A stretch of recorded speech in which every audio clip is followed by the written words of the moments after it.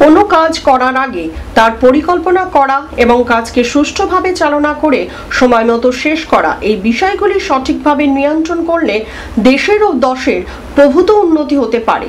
এইসব বিষয়গুলি নিয়ে এক নতুন ধরনের ম্যাগাজিন প্রজেক্ট ম্যানেজমেন্ট টুডে প্রকাশ করল PS Digitech HR India private limited. কলকাতার প্রেস ক্লাবে এক অনুষ্ঠানের মাধ্যমে এই নতুন চিন্তাধারার ম্যাগাজিনটি শুভ প্রকাশ ঘটল। সাক্ষী হিসেবে সেদিন উপস্থিত হয়েছিলেন শ্রী প্রসেনজিৎ দত্ত, মিস সুদেষ্ণা ব্যানার্জি, মোহাম্মদ সেলিম, সংবরণ ব্যানার্জি, শ্রী সুমিত ব্যানার্জি সহ আরো অনেকে। তাদের মতে যে কোনো কাজ করার আগে যদি সঠিকভাবে তার পরিকল্পনা করা যায় এবং পরিকল্পনা অনুযায়ী যদি সঠিকভাবে এই কাজ করা যায় তাহলে সেই কাজ সঠিক সময় শেষ হতে হবে, এতে কাজের গুণগত মান সঠিক হয়।